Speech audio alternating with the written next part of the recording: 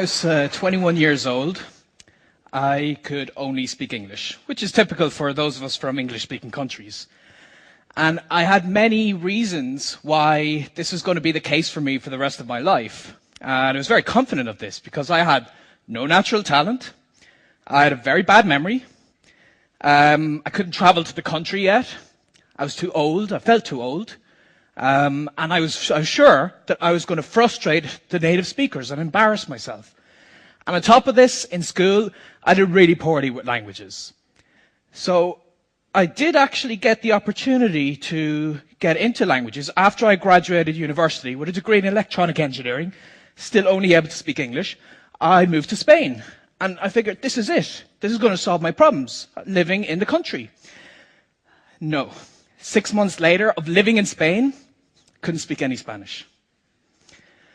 Now, a sensible person would have given up at this stage and gotten the point. I'm not very sensible, though. So I figured if I change my approach and change my attitude, maybe I can change my language skills. And what happened to inspire me to get into language learning was I met a polyglot. A polyglot is someone who can speak many languages.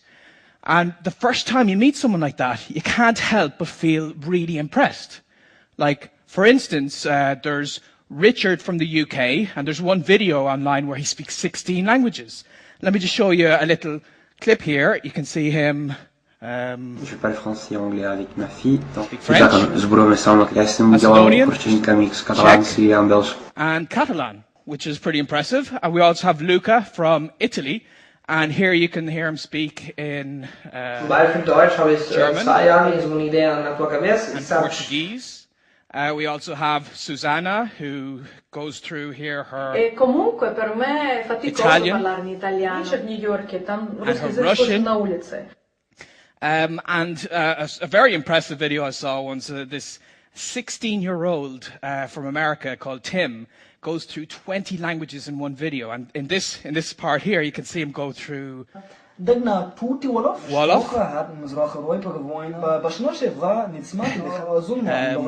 Yiddish, Hebrew, Arabic, Turkish, Swahili, and Hindi. So, wow. I met someone like this and I was so impressed.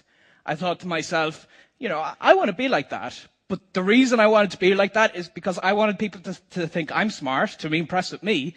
And I met this polyglot at the start of my time in Spain, and with this very superficial motivation, just because it would be cool to learn a language, I failed. So what I discovered after those 6 months is one of the biggest problems we have in language learning, but we don't know it, and that's motivation. A lot of us start with the wrong motivation to learn a language. We're learning the language just to pass an exam, to improve our career prospects, or in my case, for superficial reasons, to impress people. And what I found is those polyglots I've just shown you in the video, the reason they're learning the language is because they're passionate about that language. They're passionate about the literature and the movies and being able to read in a language and, of course, to use it with people.